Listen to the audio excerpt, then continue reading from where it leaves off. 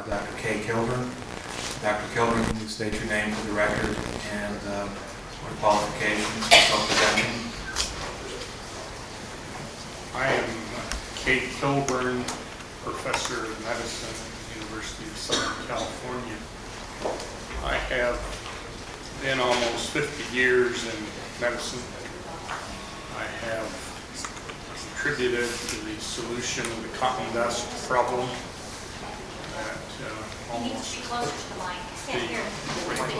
I understand that you need to be heard better in the back of the room. So Is this better? That's better.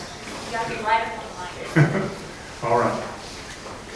Well, I contributed to the solution of the cotton dust problem in North Carolina in 1970, soon after the founding of NIOSH, OSHA, EPA, by making a dose response curve for the exposure to cotton dust. I became interested about 20 years ago. My field has been pulmonary disease after working in the area of asbestosis, silicosis, studying more people than have ever been studied by one person in the country, about 26,000 exposed to asbestos. I noticed that some of the asthmatic people I was seeing from an industry making bats for insulation, fiberglass bats, picked up in formaldehyde, formol, phenolic resin. Had bad memories. I had to take histories from a whole group to get a picture of what was going on. And I began to ask the question, is it possible that brain damage can occur from exposure to chemicals that we take for granted?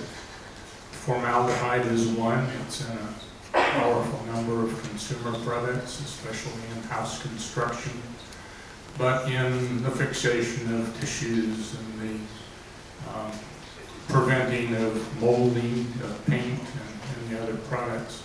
So that was my first effort. It was not very successful, but I've moved on over the past 18 years to look at a large number of questions that brought me to the point of writing a book 3 years ago called Chemical Brain Injury. I know some of the Alberton people have read this book, and the Alberton story is chapter 6 in this book. And it does address this idea that was novel 18 years ago. It was sufficiently novel to the judge in the court in Missoula a few weeks ago that he thought it was much too novel to present to the jury. And so the testimony that I would give about the Alberton victims would be not allowed.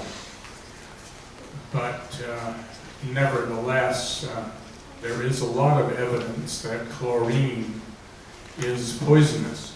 And I would like to show 3 overheads that review the past history of chlorine. Then I would like to take a few minutes to talk about the brain and show some pictures of the brain and functions of the brain that are measurable, that show the effect of chemicals. Always remembering that we're most interested here in chlorine, although my interest has gone to rotinated gas, to chlorinated solvents, and many other materials.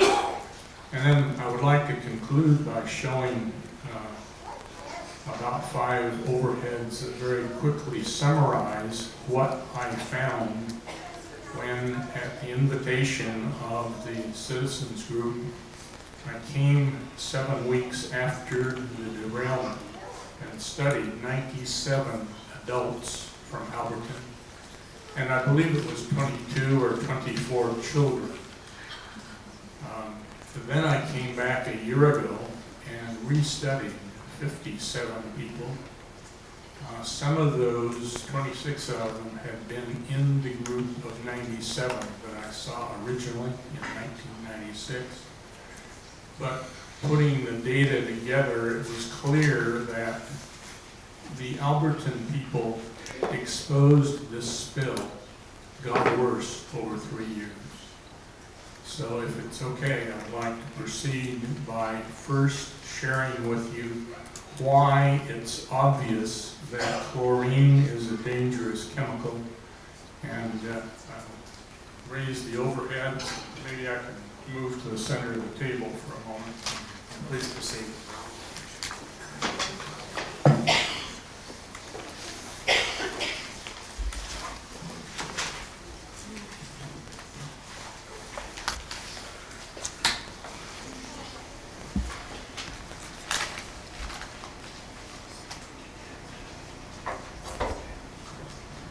I'm not trying to show everything that we know, I'm trying to highlight, but here are some of the episodes of chlorine exposure that are in world history.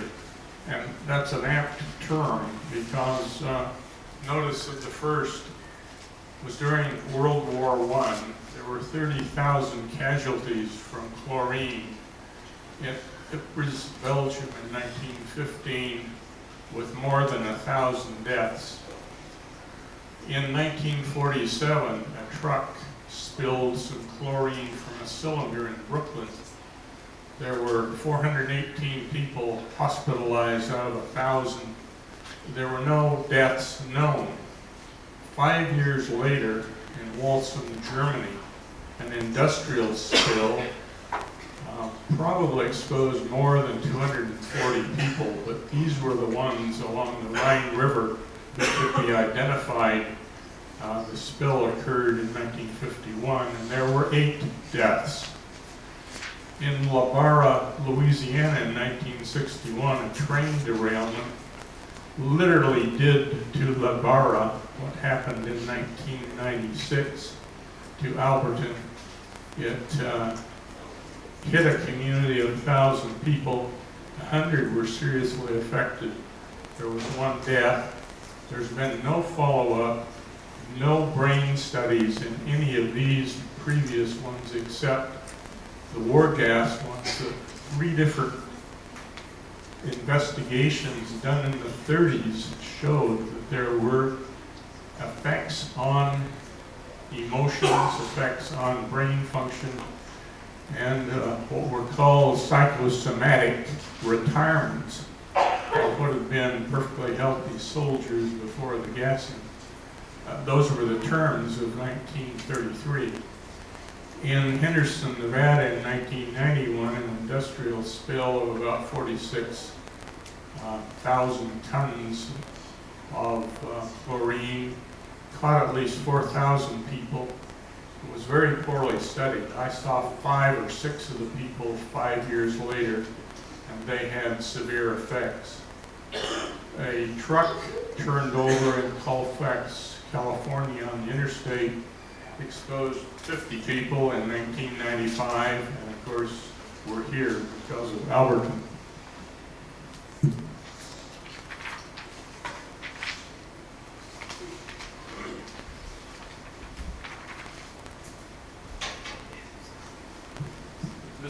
This published graph from a review article about 4 years ago simply adds a number of additional observations, and you can see these were very much focused on the lung and pulmonary function, but hospitalizations with wet lungs, pulmonary edema, and scattered through this there were about 5 deaths.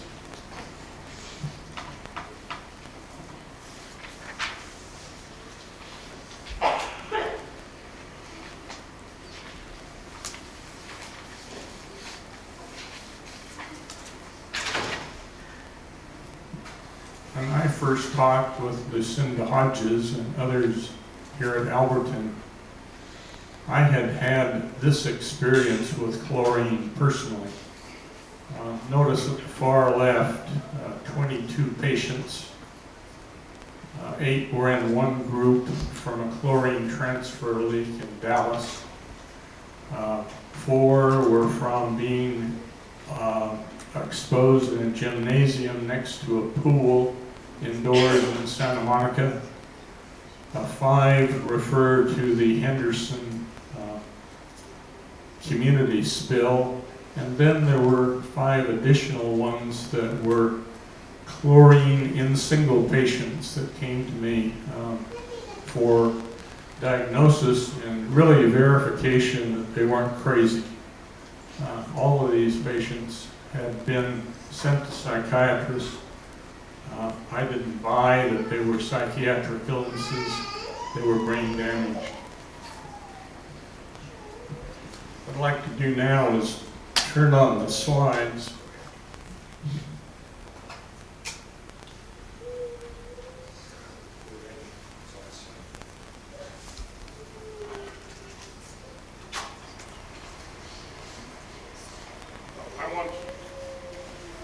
I want to do this very quickly, but just remind you the complexity of the human brain.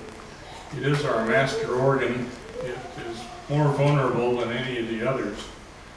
As a cardiologist who went into pulmonary disease, heart and lung specializing, I found the brain as a far more interesting and in many ways difficult to study and analyze, but it is not impossible. And what we're looking at here is just a midline cut. This is one of the famous artists, medical artist Frank Netter's drawings. Here's the cerebellum that does our balance sensing and regulation. The area of the amygdaloid and so on is tied up with memory, the optic cortex with vision. 40% of the brain is actually devoted to vision. Those of you who doubt that should look into your own experience because we perceive the world through vision. There are 12 cranial nerves. I'm not going to run through all of them, but we test the acoustic, meaning the hearing, and the vestibular, the balance part of the 8th nerve. We test the 5th and 7th nerve, blink reflex. We test vision with the optic nerve, and then the vagus nerve that controls many of our inner workings can be evaluated as well. And this is just another drawing of how the vagus controls our breathing, liver, pancreas, stomach, bowel, kidneys, and so forth. Just reminding you that these things don't run on their own, they run because the brain tells them how to run. Now, how do we measure things? This is the measurement of balance. We heard just immediately before this presentation about walking down hallways and bumping into both sides. Here's the way we measure it. This is a sound emitter on this lady's head, emitting a chirp that's picked up by microphones and translated into the speed of sway, the amount that you deviate from standing erect. And I mentioned the cerebellum and the vestibular apparatus. We have up and down tracks telling us where our legs are and what we need to do to restore balance. So a lot of the brain is engaged in the simple act of standing still, upright, not toppling over, and of walking. So it's called station and gait. Very interesting. I would just emphasize again our eye, very important, a direct outgrowth of the brain that senses both color and black and white. Here is the portion of the cortex that is tied up in interpreting and perceiving impulses that come through the eye. Some of the people who have severe tunnel vision have only a very small angle that is actually picking things up. They can't drive safely because they can't see to the side. Color vision, I will have to have you take on faith that these discs have different colors. They form a spectrum. And the simple idea of replacing 15 discs to make a spectrum is an extremely fine measure of color perception or discrimination, if you will. Very sensitive to solvents, very sensitive at Alberton to chlorine, whatever else is there. I should point out at this point, in chapter 6 of my book, I talked about the chlorine and creosol exposure in the title of the chapter. Here is the way we measure vision. You focus on a dot in the center of the field. Here's an adult and a child.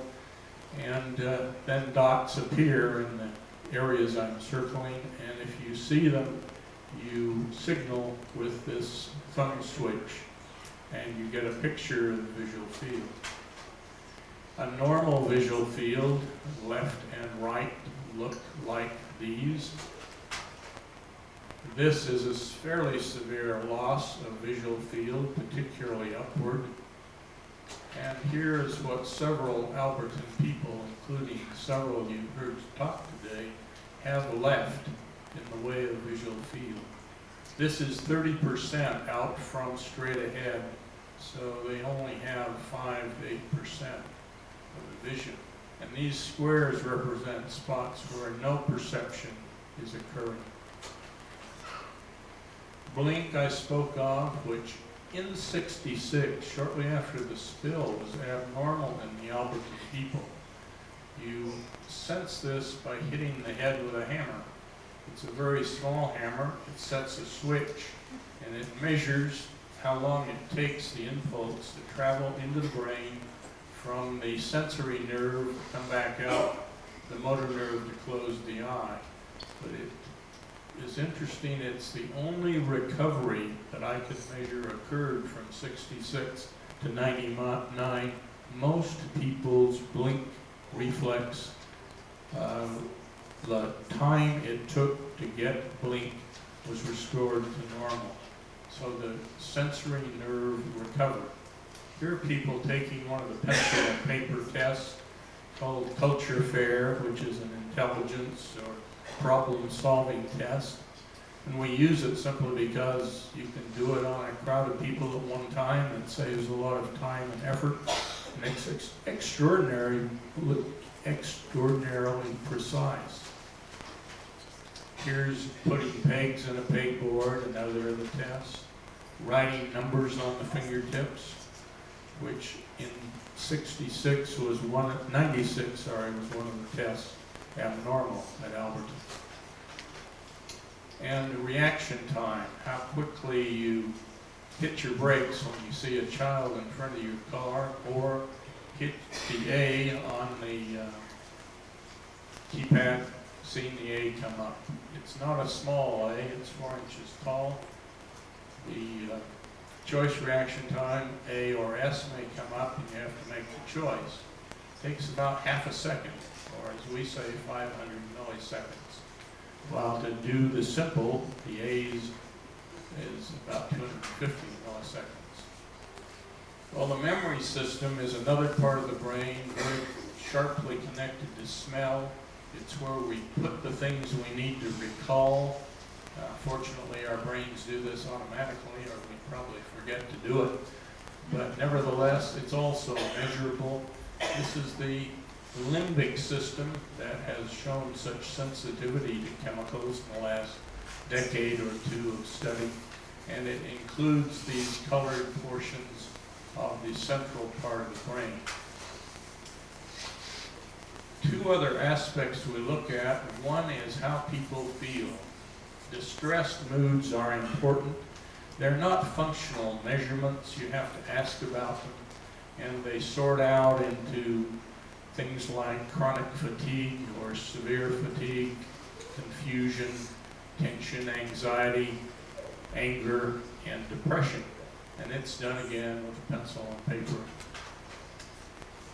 This is color again. The other thing we do is take 35 symptoms. You've heard a lot today about symptoms. We put those on a scale from 1 to 10 so we can assess them quantitatively. In other words, if the symptom only occurs once a year, you'd give it a 1. If it occurs every day, an 11. The reason it's 1 to 11 instead of 0 to 10 is we're in a computer age where zeros are harder to deal with. In summary, to use these data, men and women differ. Women are better in most of the tests. I know everyone that's married already knows that. It's a help to the women to realize they are superior, I think. Age decreases every one of the tests function except for vocabulary, which, like wine, gets better with age. Educational level has no effect, this is years of school, on the physiological test, but it affects the problem-solving, memory, things like putting pegs in a pegboard. All of those are susceptible to how far you went in school, which, if you think about it, is a measure of your innate ability in our culture, at least. So we adjust for age, sex, educational level, so we can make comparisons. And then it's essential to have an unexposed group. In my finale, which is coming up in just a moment, I'm going to show the actual data as numbers of abnormalities per person for the population of Missoula. We used as a comparison Alberton 1996 and Alberton 1999. And then I'm going to compare this to the data from a clean community in Arizona that we've used for 9 years now as a national comparison, because it matches 6 other groups that we also have studied. So that can be turned off, and I'll put the overheads back up.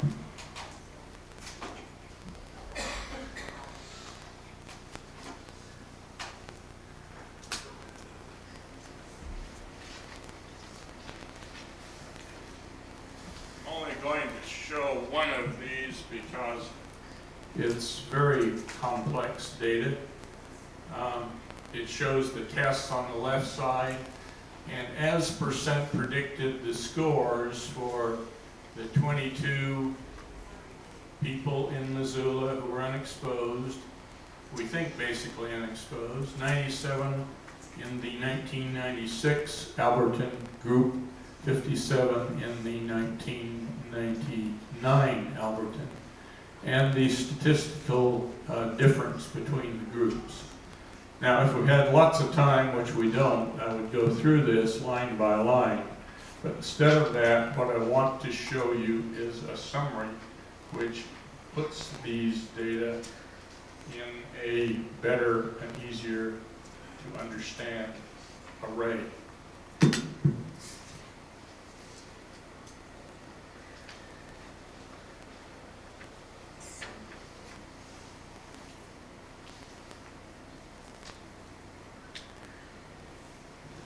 So starting at the top, you'll notice the age of you people went up 4 years across the time.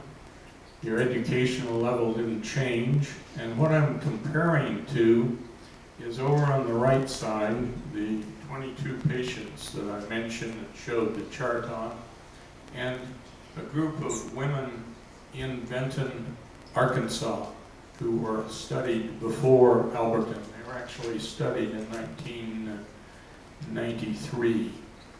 Now, what you see as you look along is the abnormalities.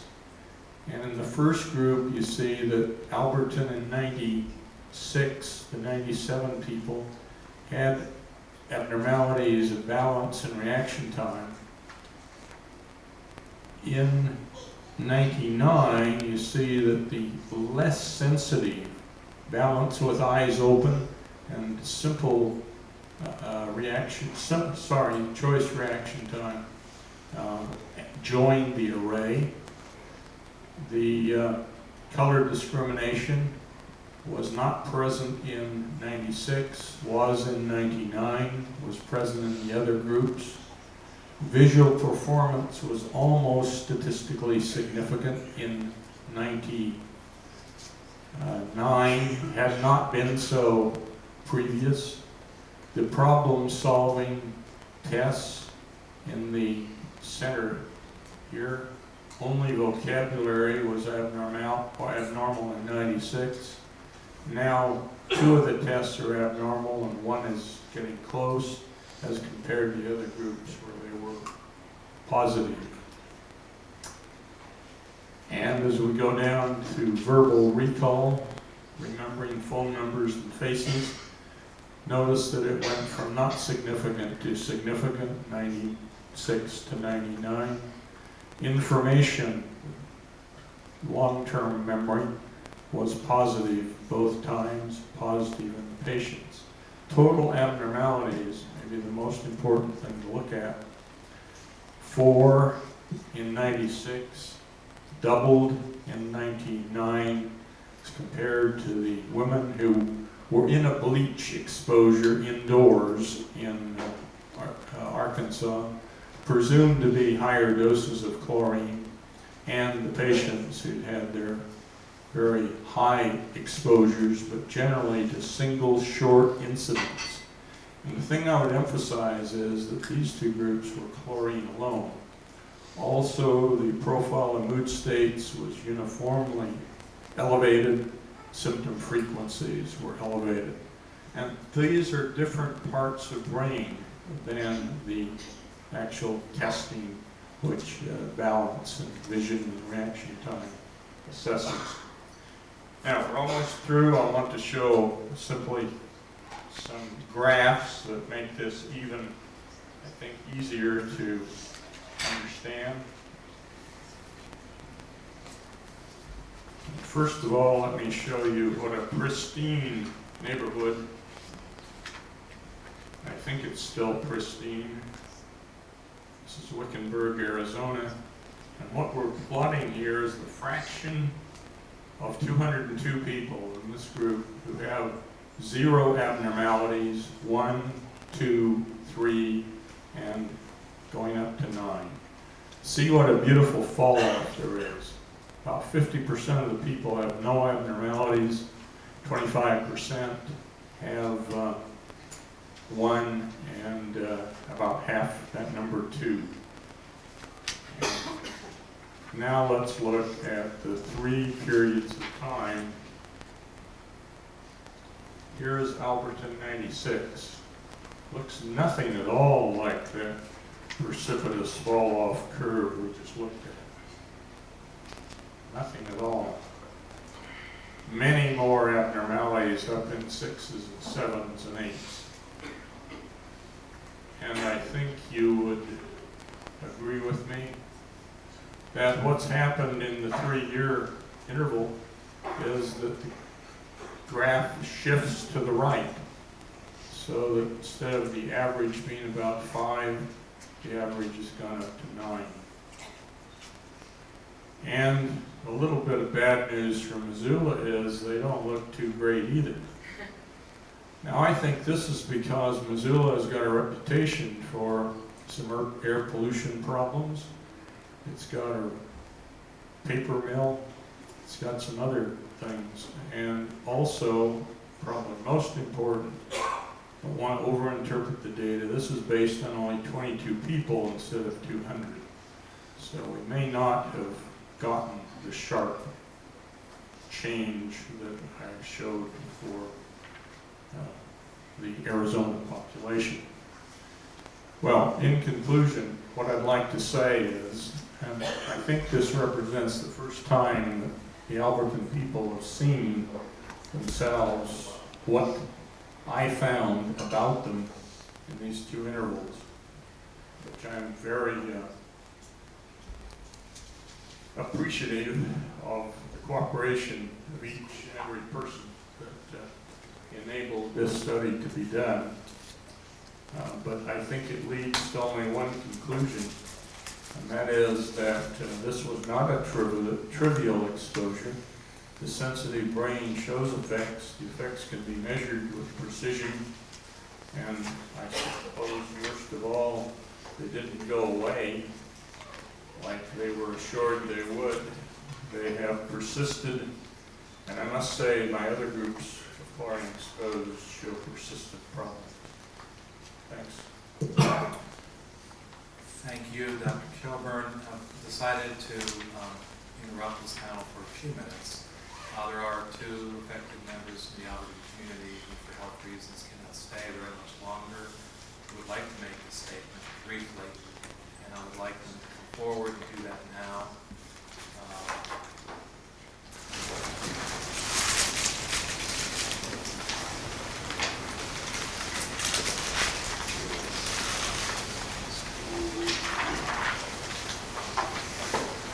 And if the technical panel would please remain, we'll ask you to proceed after the affected community members have spoken.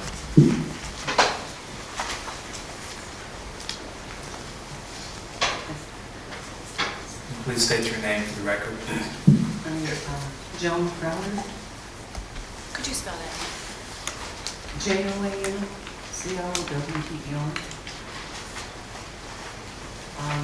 My husband and I, we reside less than a quarter of a mile from the spill. I'm just Close to the light.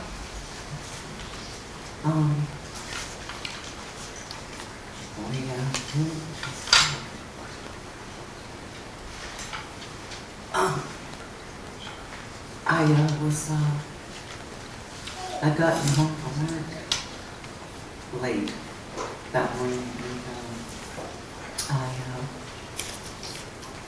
was resting on the couch watching TV, and I heard a noise, and then our trailer was moving, and I couldn't figure out what was going on. I went outside and looked, and I couldn't see anything. So I just went back in the house and we put on a quit. And later I found out it was the vibration from the engine trying to get away from the other cars that were trapped. Anyways, I was sitting there and Bob McComb and we're at the railing knocked on our door, and he told me, he said that there was a chemical spill. A chlorine chemical spill, and I said, well, yeah. And he says, well, it's pretty dangerous. And he said, it's coming now. And he says, come on out and look. And I looked, and the cloud, it was coming right at us. And so, right then, my husband heard, he came in, and I told him, and so he got dressed, and I got dressed, ready to go, and I stopped, and I called my daughter-in-law, which lived next door to us, with our grandchildren, to get out. And I told her what happened, and she left right away. And then I called my mother, who was in Alberton, and told her to get out. And a friend of mine who was Petty Creek and told her to leave, an elderly friend. And we took our dog, and we walked out, and my husband went down to his knees, and my aunt was hit, and I grabbed a towel, and we put it around our mouth and nose, and got in the car, and headed out, and about where we hit Petty Creek, our eyes were burning so bad, and of course it was really hard to breathe, it was very painful, and my ears burned, and it was just very unpleasant. And of course we got Missoula and stuff, and then later I went to a meeting, and my eyes had been really bothering me, and my husband's, and we, didn't really know what it was, and they told about the eyes being closed and stuff, and I went to a nurse, and I told her, I said, well, I better, I said, I think my eyes are burnt, and she looked at me, and she goes, oh my gosh, we'll get you into an eye doctor right away. And so they got my husband and I both in, and he said our eyes were severely burnt. And then, of course, when we were leaving home, our dog got away from us, and we couldn't get him back. And so he stayed there during the whole time. And when they said we could come back home, my husband, he came home, and he opened the house up, because I was afraid he'd come in that, well, before we left the house, we could smell it in the house. It was getting to us in the house before we went out. And he opened the house, and everything, we came home. But while my husband was there, was running the water, and we have a stream to get our water from across the road, and it was foaming. And he touched it, and it was really slick like Pyrex and stuff, and he called the filter to come out and look at it, and he said they came out, and they said, oh, that's impossible, we can't, you know, and such, and it took a long time for the smell, and it quit foaming and everything. But then later, we started to get a lot of aching joints and pains in the muscles. And finding that we were very forgetful, and I had a hard time concentrating. And I used to be an avid book reader, and I can't read anymore. And I oil paint, and I can't do that, and draw. The eye doctor says, well, stop every 15 minutes and put eye drops in. But that doesn't seem to work very well. And not long after that, I started breaking out the spots and itching. And my sinuses had hurt me off and on, and I thought, you know, we had constant drainage and dry throat, and we just had gone to an allergist and found out that I've developed allergies, and that both my husband and I had sinus infections, and there was damage done to our trees, and I quit gardening because things just weren't growing right. And it took so much for me to do it. I have lost a lot of ability to energy and to do things. And my husband, he's been hurting so bad and everything that he feels that he don't know if he can keep on working anymore. And it's affected his job. He's a crane operator. Was a crane operator, and his distance judgment stuff is off. And we just are so depressed all the time. And we were used to being pretty outgoing people and active and do things outside, and now with the wind and then we go on, my eyes just can't handle it anymore. And it's changed my whole life. It's made it very, very hard. And my husband now has lost capacity of his lungs, and he's on those inhalers now. And we're on antibiotics for eyes. I'm on pill antibiotics, and we're both on the cream antibiotics for rubbing on. And we're on antibiotics for our sinuses. And before this bill, we were relatively healthy people. You know, we were very active and did things, and now I can't drive my car around because my eyes fog up. I'm home mostly 24 hours a day now. I'm not going very many places. I stay at home because one day I was driving my car and I pulled out, my eyes fogged up, and I pulled out and my pickup almost hit me. So I have quit. My husband, he drives us wherever I want to go. And I feel like I'm a captive in my, really being a captive because I can't get out and do what I want. And it's really hard for me talking because we haven't talked to anybody else. We have kept to ourselves because we've heard things about how people are ridiculed, and after the spill, when we were in town, I told my husband, I said, maybe we should go to physicians that they had, but we were hearing how they were being treated by the doctors, and so we thought it probably would be good to go, because they weren't being treated very well. And we were thankful that some doctors do it. So then and our dog, we have developed lumps on us, and our dog has also. And his eyes are dry and stuff, and I put drops in his eyes also. And I just,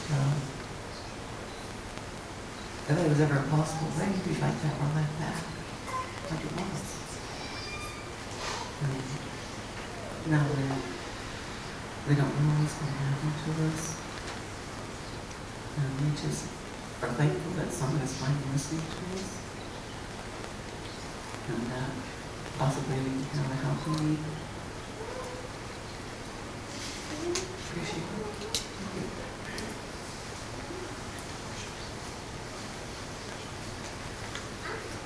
Thank you.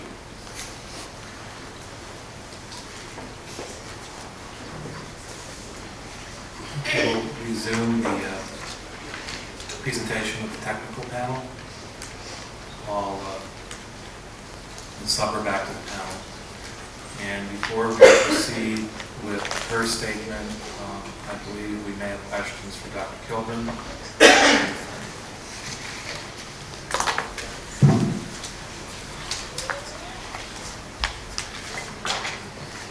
Dr. Kilburn, it's been a long time since I've studied neurophysiology, and a longer time still since I've studied statistics.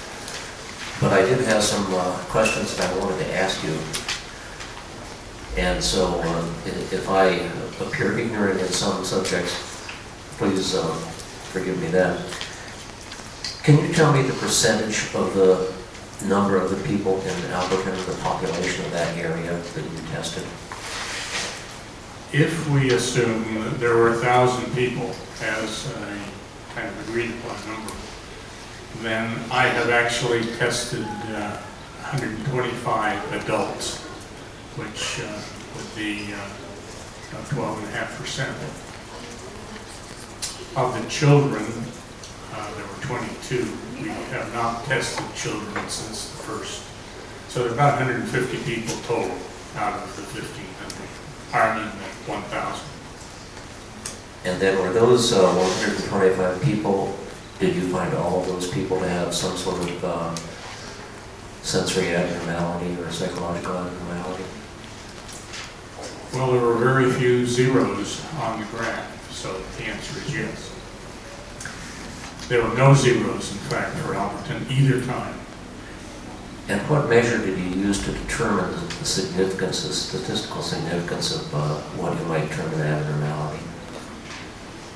Two methods we used. One was to compare the means, the averages for the two groups, the exposed and the unexposed. So the numbers on the summary graph with pluses represent that the p-values showed statistical significance using the t-test, the common method of doing it. The other way is to make some decisions about what constitutes abnormality for a test. In order to count abnormalities, you have to have a definition. We defined abnormality as being outside of 95% confidence interval for that individual. So we would predict the individual's value, compare their observed, and then see if that observed value was outside of the confidence interval. If it was, it counted as an abnormality. Did you run any kind of correlation tests between the Alberton sample and the Arizona sample, your control group in Arizona? Well, the correlation would have to be, what are you wanting to look at as factors, and we did factor analysis to see the degree of what to which age, sex, educational level controlled the various tests. And there were much more profound age effects in Alberton, because I think you can look at chemical brain damage as advanced aging, and we've used that analogy. Okay.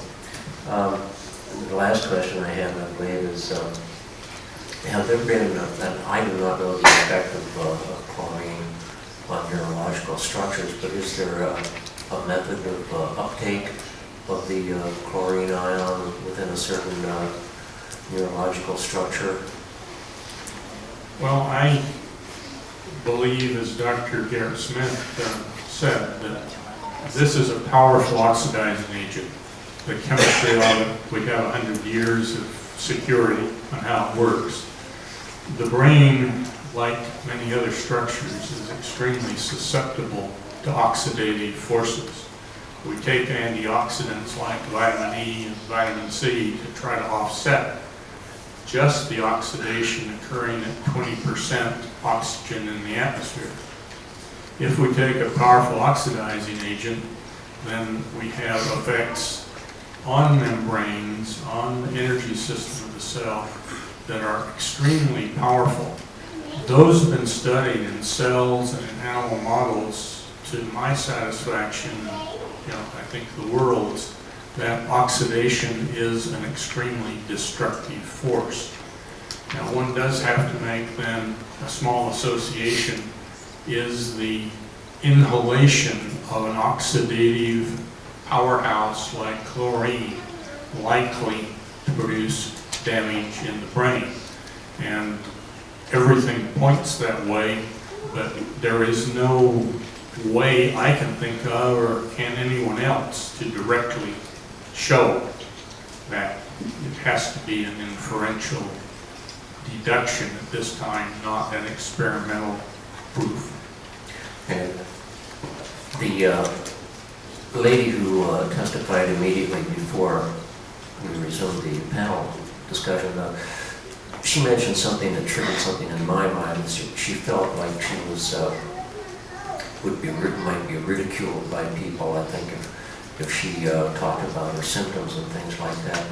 I know it's often the case when not 100% of a population is affected by a particular phenomenon, that some people think, well, these people who are exhibiting symptoms are malinkers, or they have some other thing going on, they basically want to make a little time out of the railroad, or a little time out of W.R. Grace, something like that.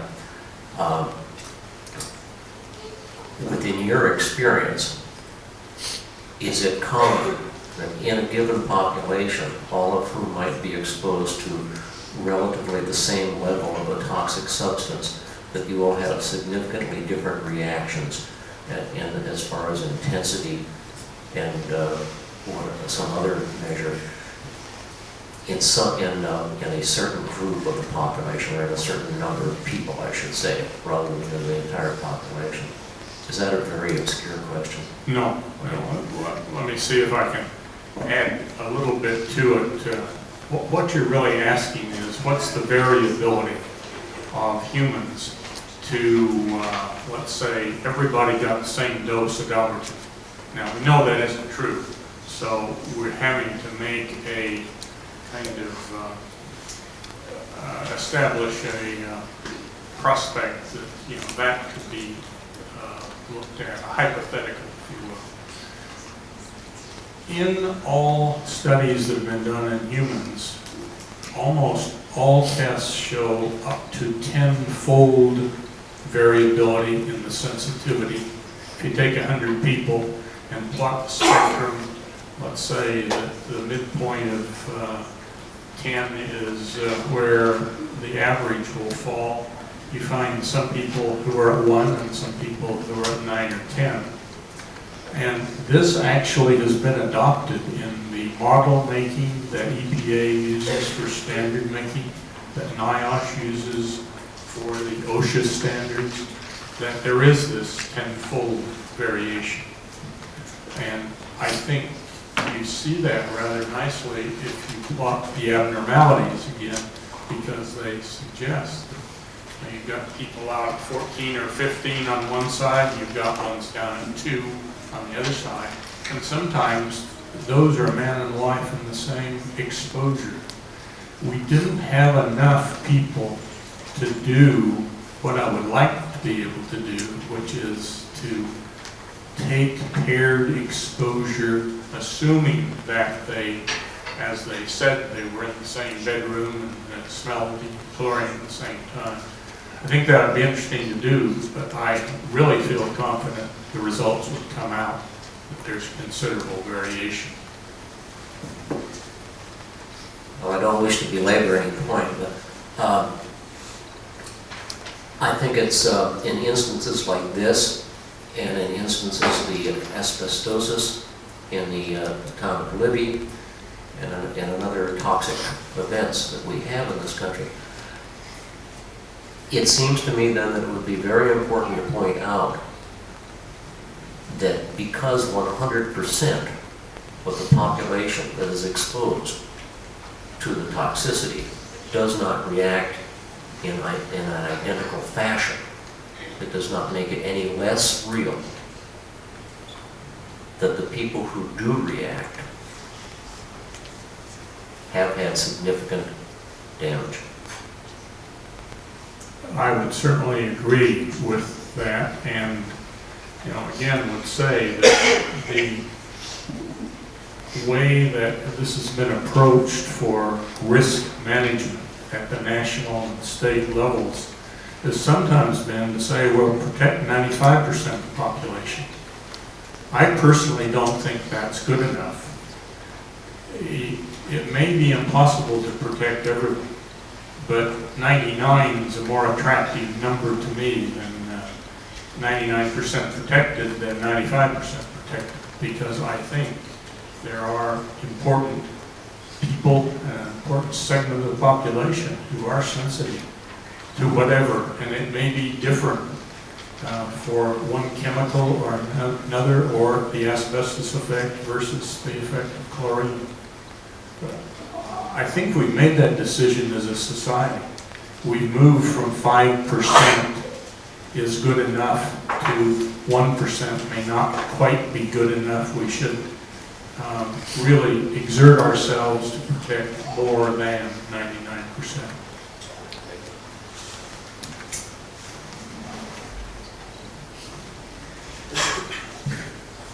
A moment, Dr. Kilburn. Particular question and then general. My particular question is, I've heard a number of witnesses in the proceeding today note lapses in memory, blackouts, periods of unawareness, psychologically and otherwise. Do you feel that those symptoms are related to chlorine exposure? They certainly can be. In my people who have had pure chlorine exposures, the 22 on the list, there are 3 of those people who actually have had seizures. Now, epilepsy is said to be, a problem for 1% of the population. 3 out of 22 is considerably greater than that. And what we heard today, reinforces my observations from the patients, which is saying that at least this exposure was equivalent to chlorine. It may be a good deal worse than chlorine. On your professional judgment, are those physical experiences symptomatic of exposure to any other kind of chemical? Well, yes, they are. There is no fingerprint for chlorine. There is rarely a fingerprint for any chemical exposure. Let me talk about 1 or 2 exceptions. Manganese welders or miners get a Parkinson's disease-like syndrome. This has been known for 150 years. about every 20 or 30 years it gets rediscovered. It hits a part of the brain that controls movements. There is another exception is things like in hexane that act on peripheral nerves. So you get atrophy and loss of feeling and so forth in peripheral nerves. A third example is the solvents that are chlorinated like trichloroethylene, where the simplest first abnormality seems to be the blink reflex having a long latent period. Instead of being 13 or 12 milliseconds, it's 17. These are the exceptions. You can go through, and I have personally studied about 40 different chemicals. Otherwise, the brain has a limited way of responding. It drops functions, and sometimes they're a little more on the visual functions, more on balance. But when you then look at what are 25 or 50 people doing, you see that these are profiles that look a little different, but they're not profiles that allow you to say, well, on the basis of what I've seen, the exposure was to, let's just say, hydrogen sulfide or lead or organic mercury. There's no way that it can be turned around to identify what the chemical is from the testing of the brain's function. So these types of physical experiences which have been described in the proceeding today may be symptomatic of exposure to more than just chlorine. Oh, yes. Yes. Phenolic compounds are very soluble and poorly airborne, but dibenzodioxins, I've studied them in 3 different situations. And here you've got a 10,000-fold greater effect of a dibenzodioxin, or a dibenzofuran, really, on the brain as compared to PCBs, the predecessor building block of the dibenzofuran. And this is the most likely additional factor in my way of thinking at this time, with the data that I've been able to go over and analyze and put into a decent register, that is probably, and it was probably in the creosote that was in the tank car that spilled at the same time. And it is easily made volatile. If there's a fire there, the possibilities of its volatility go up.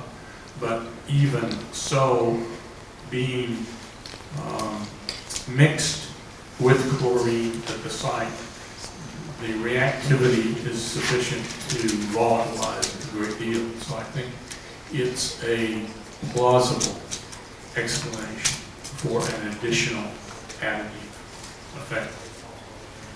So in view of the 10,000-fold exposure which you have just testified to, would it be, in your professional judgment, virtually indispensable to do dioxin testing? Well, to do the dioxin and dibenzofuran, they're done by very elaborate procedures. This takes liquid chromatography, electron capture. It's not easily done. Dr. Smith's the chemist, but I have been in this game for some time and know from my colleagues who are chemists. But it must be done, I think. It is a very high probability. And if we're going to take away from this tragedy the lessons for the future, I think one of the lessons is, let's see if the furans and dioxins are there. It's important for the future of these people. It's important for the next spill down the road and the people affected there. Now, legal counsel to Montana Railway was careful to point out in their letter to me, which has been incorporated for this record, that your testimony was excluded from the state court, which has jurisdiction in this area.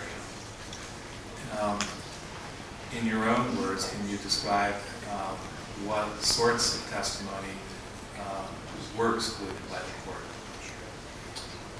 Well, the understanding I have is that the very idea that chlorine or this chlorine creosol mixture was detrimental to the human brain was beyond the comprehension of the judge. He couldn't conceive that this could be a problem. And the second factor was that I had written point for a number of chemical exposures and a number of groups of people. And under the Dalbert rules adopted by the states, federal rules, that a judge is the one to determine whether expert testimony can go to a jury, which I think is a despicable way of having judicial autocracy when we have a jury system for the very protection. I mean, a jury is to decide these kinds of questions. Dalbert is an aberration, I think, that has to be dealt with. That a judge, a single person, should sit to determine what a jury can hear just because it happens to be called expert testimony. So I think that the pendulum is about as far to the right as it can swing. It's got to swing back now toward the center, and experts are going to have to be allowed in as they were under the Kelly-Fry rules that preceded in federal evidence, the Dalbert. My opinion. Has it been your experience as well in other places and in other jurisdictions that your expert testimony has been allowed? It's been allowed about 2-to-1 as against being excluded in the 15 big cases. So 10 times it's been allowed, 5 times it's been excluded. I think that's a 2/3 majority, so maybe that means something. Thank you. I just want to make clear that the Ombudsman function is not an adjudicatory function. I am not a court, I am not a judge. So the ordinary rules of evidence which would apply in an adjudicatory proceeding do not apply here. And that needs to be made clear, I think, for the record. But I do find that much of what you spoke of has great merit. And have one additional question before we proceed. Does your study exclude the possibility that chemical exposure led to neurological problems? Does the study exclude that possibility? In no way. I think there is no competing hypothesis for why these people have been hurt. Nothing. We did extensive questionnaire inquiry, went into their past histories and so on. And there is nothing that can exclude, out of 125 people, yes, we could exclude one on this basis, and one here, and maybe knock 5, but 5 out of 125 doesn't change the result. And I've been very careful to do that, looked at it in detail. And there are 1 or 2 people who also have other problems. Beverly has epilepsy, and that was a pre-existing problem. I think Beverly Riedauer is much more ill than she would have been if she hadn't been exposed at Alberton. But she does carry into the scene of decision-making this burden that's a lifelong burden. The lady who has asthma comes in the same way. But what you then see is a very strong exacerbation or increase in symptomatology, increase in illness that I think then represents what's built upon the background. So there's no empirical or rational basis for such a general exclusion? No. Thank you.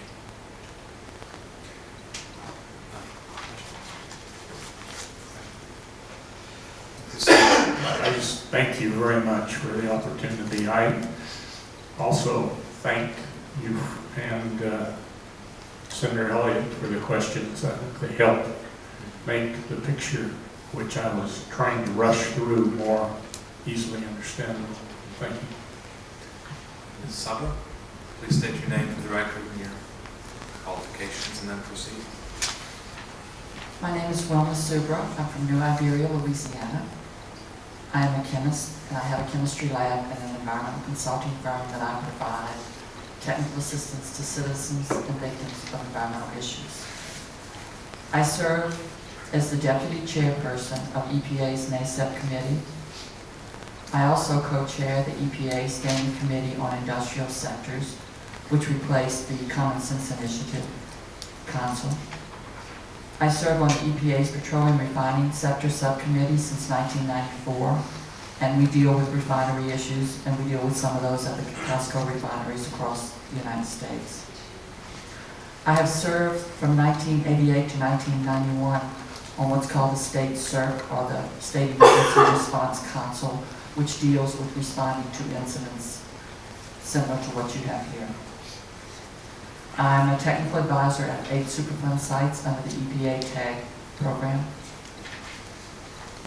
I provide technical assistance to citizens groups on a wide range of environmental issues, including toxic air emissions from industrial facilities into communities around the facilities. I deal a lot with accidental releases and upset conditions, and I'm here to tell you that the communities I deal with in Louisiana and Texas are exposed to emissions that are similar to those in Alberton on a daily and weekly basis. So this is common occurrences in the states of Louisiana and Texas. And I review site remedial plans to determine whether or not adequate remediation has occurred and whether or not the levels have been set safe enough in order to protect the citizens. We have had 2 train derailments in Louisiana in the year 2000. One was in my hometown and one was 50 miles away. So we're dealing with a lot of the same issues. I'd like to start by presenting to you a need that's grown out of these train derailments and other incidents. That when a chemical incident occurs, the emergency response actions are directed towards addressing the immediate threat. You saw that at this occurrence. Evacuations are frequently required to move community members to a safe distance away from the incident. This results in 2 zones: the hot zone, where the chemicals are located, and the large evacuation zone, or exclusion zone, as it's been called here today. After the immediate threat of leaks, releases, explosions, and fires have been addressed, the situation has been stabilized, and the bulk chemicals have been removed or stabilized. The emergency responders move out, and the federal and state agencies oversee what's known as site remediation. The situation sort of steps down. These agencies review and approve testing and cleanup plans, monitoring of the cleanup as it's occurring, and they verify that the appropriate procedures have been followed. These activities generally occur in and around the area that's known as the hot zone or the impacted zone.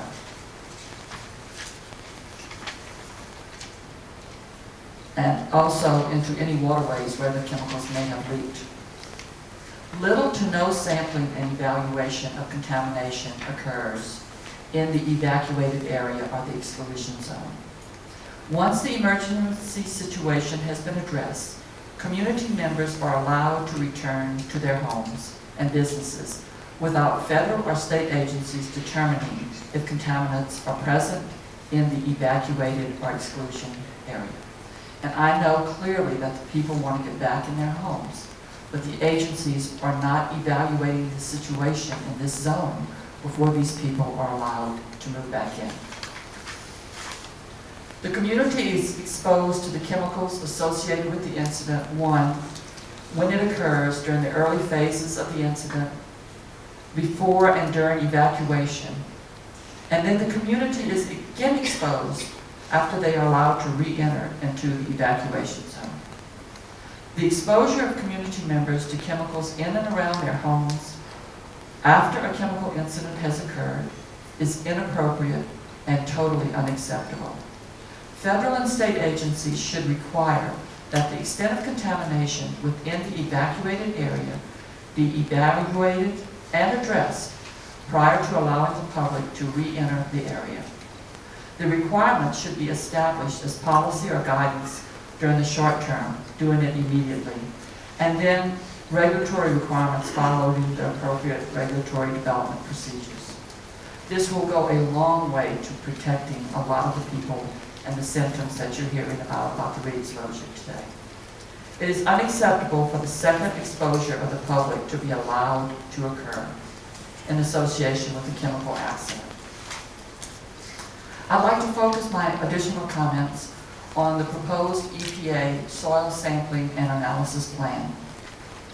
Data has demonstrated that residual contamination still exists in the derailment site, the hot zone, or the immediate area around the derailment.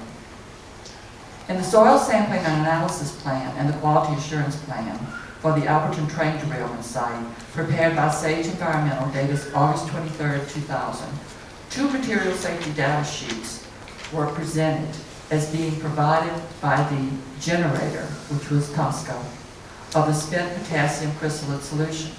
Sage indicated that no information is available as to which MSDS represents the actual material shipped. In a fax transmission from GA Solar of Tosco Refinery to Alan Cox per the request of Mr. Roger Chalmers on December the 3rd of 96, it's indicated by Tosco that 2 MSDSs are attached and that both materials were in the car. The materials were potassium and sodium crystalline solutions spent. Sage attached in Appendix A of the sampling plan copies of 2 spent potassium crystalline solution MSDS forms. The first form was completed by Schumacher and Associates and was revised 6/12/96. The MSDS number was handwritten on the form as 2174. The handwritten number is incorrect and should have been 2374 according to the MSDS form received by fax from Tosco. Therefore, EPA should require that these inconsistencies and incorrections be made correct.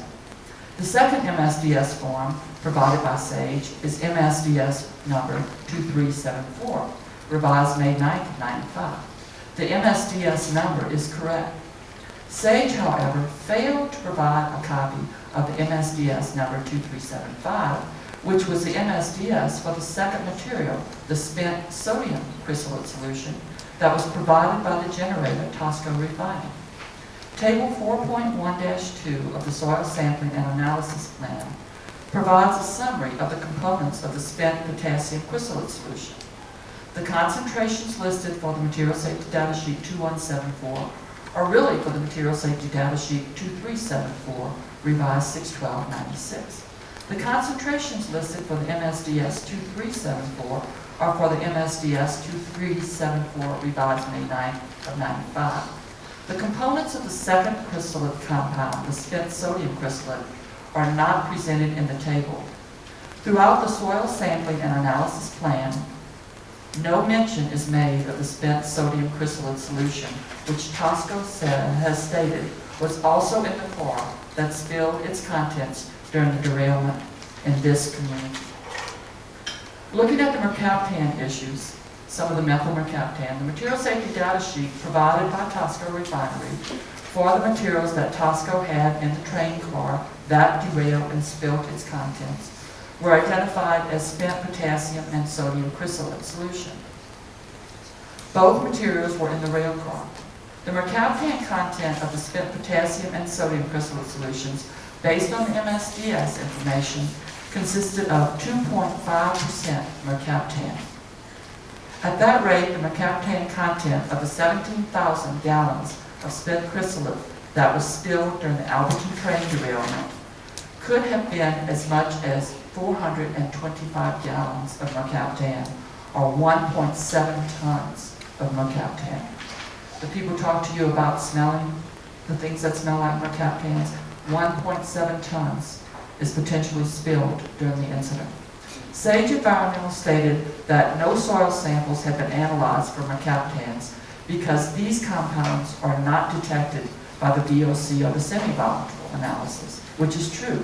However, a screening method for mercaptans in soil was identified, but would have to be evaluated. Thus, mercaptan analysis and evaluation of the screening method was beyond the scope of this effort. Comments submitted on the soil sampling and analysis plan requested mercaptan analysis be included in the project.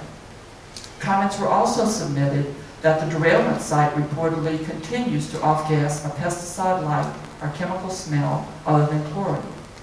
In response to these comments, Sage responded to collecting a soil gas sample from each of the 5 soil borings and analysis of the soil gases for mercaptan. The mercaptan method is an ASTM method and air samples and is an approved method. The scope of work, however, must be expanded to also include soil analysis for mercaptans. The soil samples must be from each of the 5 soil borings that are being proposed in the area of the derailment spill. The soil samples collected for each of the 5 borings must be collected as individual samples from depth discrete intervals.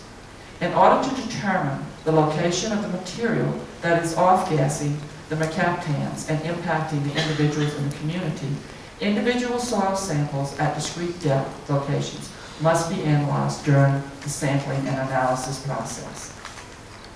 Now, you also heard him talk about the phenols and the need to have analysis of the phenols. Well, the spent potassium chrysolate solution contains between 5 and 40% potassium chrysolate. The spent sodium chrysolate solution contains 10 to 30% sodium chrysolate. The chrysolate components consist of creosol and phenol compounds. A sample of the waste from the derailment site contained as much as 6.5 phenols, and this was waste already mixed with soil and phenol compounds. The phenol compounds and the chlorophenol compounds have distinctive off-gas offensive odors. In order to determine if off-gassing of phenols is occurring from residual chrysolate contamination in the soil, the 5 soil samples must be analyzed. Not only the soil gas, but the soil samples must be analyzed for phenols by the GC mass spec semi-volatile procedure, and it must also be done in the soil at the discrete intervals so you can come up with where it's located, how much is there, and what's the potential to off-gas to the surface. In order to completely characterize and quantify the phenol compounds in the soil samples, the acid extractable semi-volatile organic analysis must be required to identify and quantify all tentatively identified compounds, not just the ones that you get when you run the procedure, but you must get all the ticks as well. This process is extremely important to determine the full extent of chemical contamination due to the incident, and this was not planned for in the EPA sampling and analysis plan. In dealing with heavy metals, the rail car contained hubroxin, a drilling mud thickening, and blue men zinc, which is a rail in the rail cars that actually derail. The broxin consists of 3 to 4% chromium-3. The blue men zinc consisted of 18% zinc, 15% iron, and 2.5% lead. The chemicals were alleged to have been released during the incident. In response to the soil sampling plan, requests were submitted to EPA to analyze the soil samples collected in the area of the derailment spill site for the heavy metals chrome-3, chrome-6, zinc, iron, and lead. The response to these public comments dated October the 20th of 2000 stated that, quote, "At this time, we have no documented evidence that these metals were released during the derailment and no evidence to suggest these metals were transported away from the spill site." Further, the response states that, quote, "We do not believe metals analysis are warranted at this time. Now is the appropriate time to determine if the metals were released during the incident. While borings are being performed in the area of the derailment spill site, the soil samples could be analyzed for the heavy metals. These analyses would add very little cost since the borings will be already being performed to collect soil for other parameters. Analysis of soil for the required heavy metals would be very beneficial in determining either that chemicals from heavy metal content in 3 to 18% range were spilled as a result of the incident or were not at a very cheap cost. Dioxins and furans. People commonly refer to it as a dioxin class, but it does include all the dioxins and furans, including the benzoate furan mentioned by the previous speaker. We submitted comments during the comment period that encouraged that these analyses be performed. And these were the most frequently submitted comments from individuals that did submit comments to EPA on the soil sampling analysis plan, was a request for dioxin.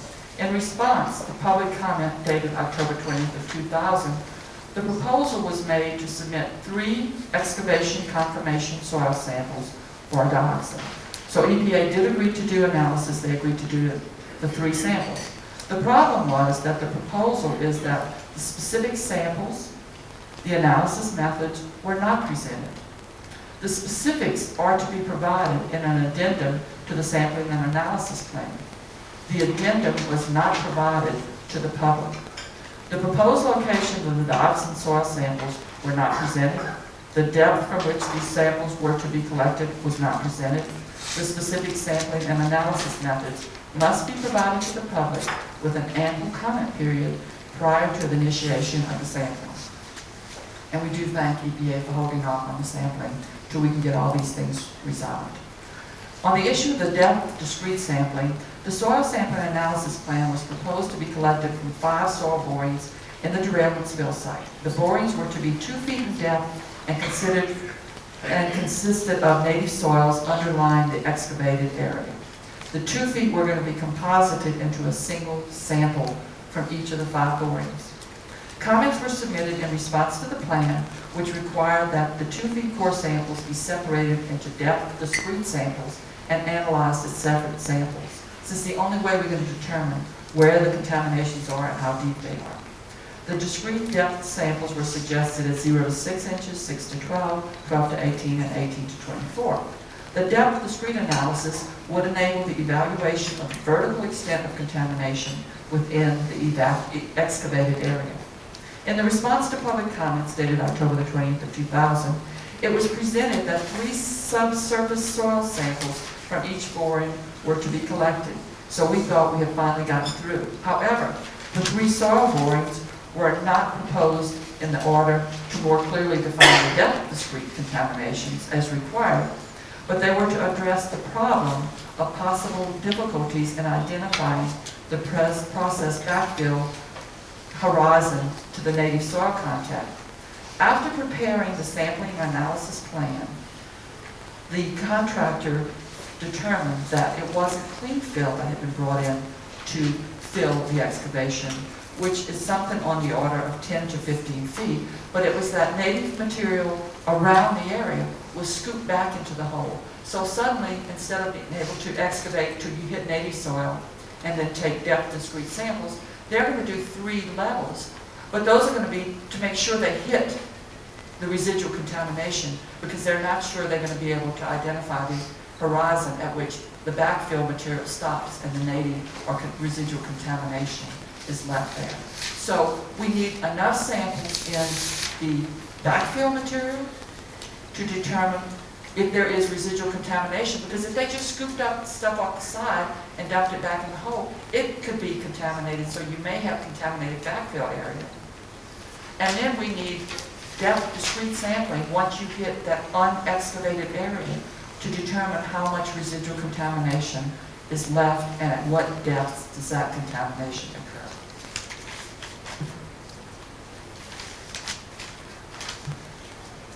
Throughout the response to public comments from EPA that was dated October the 20th of 2000, references are constantly made to specific sampling and analysis methods that will be provided in the addendum to the sampling analysis plan. The addendum was not provided as part of the response to comments. In order for the community to adequately participate in the process, the addendum must be provided for public review and comment prior to finalizing the sampling and analysis plan. The review of the addendum is necessary because the response from comments did not provide sufficient details to completely review the proposed sampling location, depth of samples, and methods of analysis. If you look at the symptoms that these people have been complaining about, they match the symptoms that are listed in the material safety data sheets. This is without even considering the products that may have been formed as a result of the reactions which occurred when the materials that were spilled reacted. There is a need for additional sampling in the community. There is a need to develop that community sampling plan to determine the extent of residual contamination, and there is a need to do that sampling and analysis plan development with the involvement and the input of the community. So please, before you go forward with your sampling and analysis, broaden it out to include the community. I'd like to thank you for providing this opportunity for testimony, and thank you very much for caring about the people of Alberton.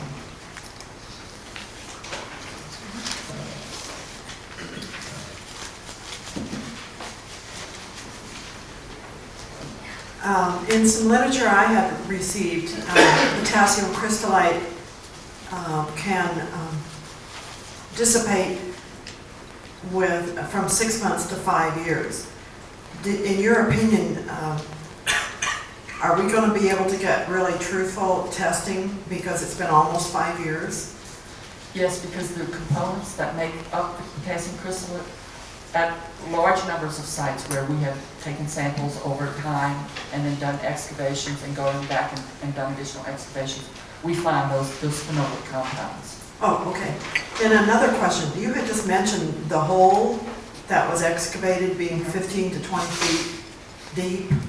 Where did you get that number from? Because I was told by a railroad worker that saw the hole that it was 30 feet deep.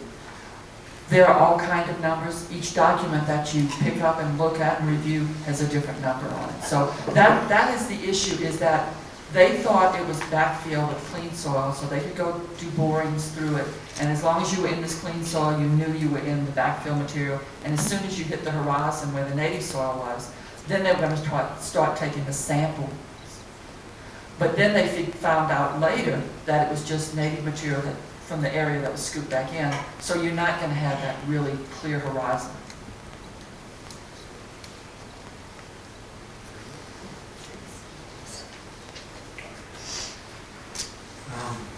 Yeah, Ms. Subra. Going back to an earlier portion of your testimony, you spoke of, I think, inconsistencies in the material safety data sheets going to the cars at the train. Just some clarification. Are you testifying that the contents of the potassium crystallite car were not limited to potassium crystallite? Is that your testimony? Based on the information provided by Tosco. Okay, and the information which Tosco provided was an MSDS? Was MSDSs, 2 of which were for potassium crystallite spent, and 1 of which was for the sodium crystallite spent. And in the EPA sampling and analysis plan, they only provided the 2 sodiums, which were updated at different dates, and then they changed the number, the MSDS number on one, and it was handwritten. And probably it was because the copy didn't come out, but they put the wrong number on it. And in your professional opinion, what would the meaning of that be, if there was that kind of inconsistency?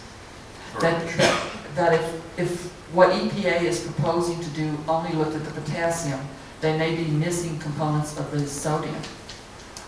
The phenolic compounds and the mercaptans fall in about the same range. But I think based on this information, we now have to go back to Tosco and say, what additional information do you have about these 2 materials that after you use them and they're spent, what kind of contaminants are in them? Give us more information, because you're the one that used the material and generated the waste. And they're the ones that should be able to give us the best information so we can be sure we're analyzing for all the potential components. You also testified earlier about other derailments in other parts of the country and to the later phenomena of reentry. Right. In your best of your professional knowledge, is there guidance or any kind of policy for determining re-entry at derailment sites around the nation? Usually it's up to the incident command, and they will take air samples around the perimeter and say, well, now it meets all the air sampling requirements so that the incident has been contained and is no longer giving off these things, and there's no longer a danger of explosion, therefore we can let the people go back in. There's not any guidance that says we really need to go back and evaluate what kind of contamination occurred in that outer ring. And in fact, in one of the derailments this year in Louisiana, it was a fire, it had lots of explosions, and then they had a lot of controlled explosions afterwards to get rid of the chemicals that were in the cars that were broken apart in order to address the situation. So the whole time the area was evacuated, there were materials of incomplete combustion raining down on the whole community in the form of very small particles, very large pieces. And when they decided to let them go in after they stabilized everything, they didn't take any samples. They didn't go in and address all this material that was, visibly, you could see it out there. And then they told the people to wash it off in soap and water. They went back after and did dust samples in the homes, and the dust samples are full of dioxins, polynuclear aromatic hydrocarbons, and PCBs, all the things that were either in the cars or generated after the fire in these people's homes, and they let them go back in. And then in the one in Iberia, it was a xylene spill, which was the incident response, and it was a bulk car with this very fine plastic, little bitty beads of plastic, which dispersed into the air and stayed dispersed in the air for over a day, which looked like they had foamed the whole railroad track. That's how thick it was. And they were all walking through it when they decommissioned the incident. They let reporters walk through it, lawyers walk through it, they let community people walk through it, they let the community people come back in with large quantities of this material in the street. It's a respiratory irritant. It sent one of the state troopers to the hospital, and yet they were allowing everybody to come back in while this respiratory irritant was still there and being caught back up into the air. So they weren't dealing with anything but that hot zone. They weren't dealing with that. And in your professional opinion, after reviewing the technical documents in this case involving this derailment, who did the air monitoring after the incident? After the incident, I've only seen the air monitoring that was done while they were excavating the chrysolite material. And they did like little meters and things like that. They didn't do like a canister and do it for semi-volatiles, which would have picked up the phenols, because you'd only get phenols if you do semi-volatiles, not volatiles. So let me distinguish for the record. The kind of monitoring which was done for air was done by handheld meter and not by SUMA canisters? From the data I've seen, yes. In the data you've seen in the technical documents? During the excavation around the chrysolite, when they started removing the spill material. And the chlorine were the normal chlorine meters that you use for any industrial chlorine application, and I understand that they flew in a bunch of those. So they had the chlorine meters set up all around, but when they were doing the air monitoring for the chrysolite, it wasn't SUMA canisters. And in your judgment, what kind of air monitoring should have been done? They should have done SUMA canisters and done it for the semi-volatiles, because that was the components of the material they were excavating. They should also done particulate monitoring, and then taken those particulates and analyzed those for the semi-volatile phenols. But they also should have gone into the community and determined whether or not there was residual contamination in the community, in the area they had excavated, they had evacuated, prior to letting the people go back in. Excuse me, could you tell me what kind of canister you're talking about? SUMA.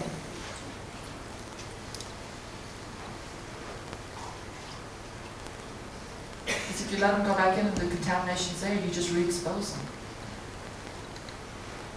And in your opinion, after reviewing the technical documents, who made the judgment call about re-entry in the Alberton case? Without going back and look, I can't tell you. I mean, I know I've read it, but Okay, I don't thank know that. you. Dr. Kilburn? The mercaptans and reduced sulfur compounds, if I were putting this in the hierarchy of dangerous agents, I would put it next under the dimenzofurans.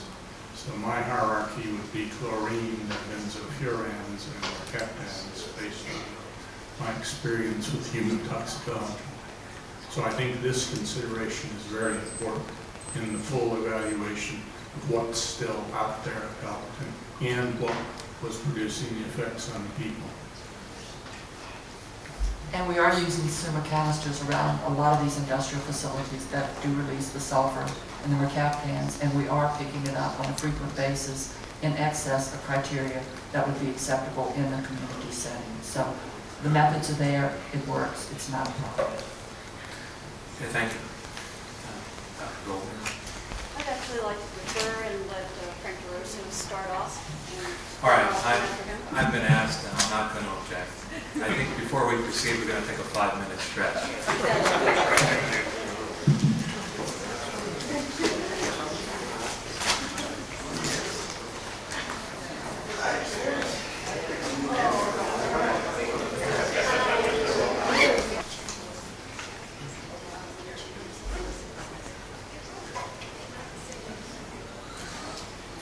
Okay, we are now back on the record. We're continuing the technical advisor panel, and we are about to hear from Mr. Frank DeRosso with the University of Utah. And Mr. DeRosso, could you please formally state your name for the record and how you came to be involved in the Alberton incident? Yes, my name is Frank DeRosso. I am a certified industrial hygienist. I also have a master's in public health. I'm on the faculty at the University of Utah at the Rocky Mountain Center for Occupational and Environmental Health. I'd like to first start off by saying that Dr. Goldner and I really didn't have any intention of having a formal presentation at this hearing. We came to be casual observers, so we don't really have a formal presentation prepared here at this time. But I'd like to shed some light onto some of the comments that Ms. Subra made by just giving a little history of how the Rocky Mountain Center and Sage Environmental got involved with this project. We indirectly got involved through ATSDR. Dr. Cynthia Lewis-Younger was a physician for ATSDR and actually is another faculty member at the University of Utah. She was involved in some of the medical interventions for the Alberton residents. And in April 7th of 1999, a memo came to Dr. Younger and was addressed to Dr. Chris Weiss and Steve Way, various folks from the EPA, and to Dr. Younger. It was from the Alberton Community Advisory Group for Health Concerns, and it was a request for follow-up sampling in Alberton in regards to the Alberton chlorine released in chemical spill. In the memo, and I'd like to read directly from the memo, the CAG, as I'll abbreviate the Community Action Group, states that they would like to verify that the remediation of the derailment site west of Alberton was properly implemented. And it says stratified soil samples addressing both surface and subsurface soils are requested from the immediate spill area to verify that all of the contaminated soil was removed and that the community is not being further exposed to contaminants. Okay, the CAG requests that these samples be tested for the presence of phenols, methylphenols, and chlorinated phenolics, with the understanding that naturally occurring phenolic compounds, as well as those related to the application of herbicides, can be found in any soil sampling.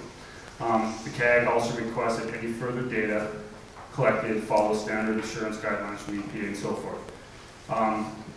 Point 2, they requested if site-related contaminant concentrations are detected at levels above which are greater than those indicated in EPA Region 3 health-based screening concentrations, further random sampling in the community and 6-mile area should be considered. The CAG also requested several other items in their memo, such as water sampling from some wells that have been placed on the site and some information sessions from the EPA that we at the University of Utah didn't specifically address. The way we proceeded with this is Dr. Younger approached me, as another faculty member asked if we had the capabilities of performing the sampling. And I said, sure we do, and so I called Dr. Chris Weiss from the EPA to ask how we should proceed with this. Dr. Weiss at that time indicated that to develop a proposal, cost proposal, and a short scope of work to address these issues, send it to him, and we'd go through the contract development process. In August of 1999, August 25th specifically, I sent the proposal to the EPA and proposed a 4-step process to address this stratified soil sampling at the immediate spill site. Task 1 was to include the information gathering session, which also included a visit to the Alberton area to meet with the CAG and other concerned citizens and to gather information for the input of the development of the sample plans. Step 2 would be to develop sample plans, step 3 would be to implement it, and step 4 would be to develop a final report comparing our results to the EPA Region 3 risk-based screening levels. In June of this year, Dr. Goldner and I, even backing up here, in the process of developing a proposal to the EPA for the soil sampling, I contacted Dr. Goldner from Sage Environmental. I'm familiar with their work. I've worked with them in the past on several other projects and solicited input from them and their help in performing the sampling. So in June of this year, we were given the okay, actually back in January, from the EPA. We're given a budget of $50,000 to implement this sampling plan. In June of this year, we went to Alberton. We, through Sylvia Bookout-Reineke's help, we met with Roger Chalmers and Ada Chalmers and had some preliminary meetings there, and then had a formal meeting in the community of Alberton to present our proposed sampling plan at that point and to gather information to further develop the plan. At that point, we got input from the community that they wanted a slightly expanded scope from what we originally had thought they had asked for in the memo from April. One of the issues that Roger had brought up was that there was some inconsistencies in the information as to what was actually on the train, and that those inconsistencies needed to be weeded out before we could actually implement and develop and implement a reasonable sampling plan. So at that time, the EPA was also present at that meeting. Steve Way and Alan Humphrey from the emergency response team from out of New Jersey, and Chris Weiss. Chris Weiss was also there. They agreed that that would probably be some valuable information and that would be included in the changed scope of work for us. The other issue was that the sampling probably should not just be restricted to the immediate spill area. That there was concern that some of these contaminants that may have been formed in a reaction with the chlorine and the crystallite solution could have migrated from the site, and that there should be an expanded scope of sampling, expanded area. So we, at that time, gathered that information and developed a more comprehensive sampling plan that tracked the migration of the chlorine glass cloud through a look at some of the vegetative damage studies that were performed at the time of the incident, and came up with a more comprehensive sampling plan that included sampling of soils for semi-volatile organic compounds in the area where the gas cloud had migrated, and also at the actual spill site. We, in our original proposal to the EPA, indicated that we would send the sampling plan to the EPA for review and approval, and that we would also send, if requested, a copy to the Alberton CAG, Community Advisory Group. During the course of our development of the plan, we learned of the ACCEH, the existence of the ACCEH, and really weren't aware of their existence until we got well into the project. Nonetheless, through the various channels, the sampling plan was distributed to other concerned citizens, and we started gathering comments from them. Some of the comments were from Ms. Subra and from other members of the ACCEH and other concerned citizens. And from those comments, we expanded the scope of the sampling plan to include some mercaptan analyses. We proposed to put in 5 soil gas monitoring devices at the spill site. There will be permanent soil gas monitoring sampling sites such that they can be sampled at any time in the future, and to provide some mercaptan analyses of soil gases from the site. We increased the number of samples to include Ponderosa Pine subdivision, some other areas that weren't included in the original sampling plan based on information and info we got back from the community. We, as Ms. Subra indicated, are going to expand the scope of the sampling at the actual derailment site to collect more stratified soil samples in an attempt to make sure we get at the specific depth where we think we would find the specific contaminants.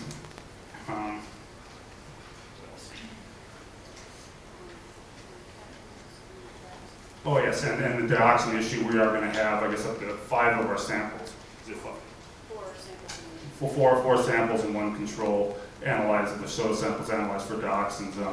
It's somewhat problematic due to the cost, and so we are going to wait to get back some of the analyses from the semi-ball soil samples to decide which of the 5 soil samples will actually have analyzed for dioxins, just to make sure that if we do see them, we're going to pick those samples that are most likely to be contaminated with the dioxins. This addendum has been developed. It was sent to the EPA for approval. This was in the midst of the last couple of weeks. We also prepared written comments to all the public responses. Okay, those were distributed. We intended to distribute the addendum with those written comments. However, the EPA suggested that we hold off on that until they had a chance to review the addendum. In the midst of all of that, we were requested to delay the sampling until after this meeting with you, and are here right now just to see where we're going from here. So we've delayed the sampling. The addendum has been prepared. The EPA has approved it. I guess it's my understanding that that has not been distributed. Is that correct? Okay.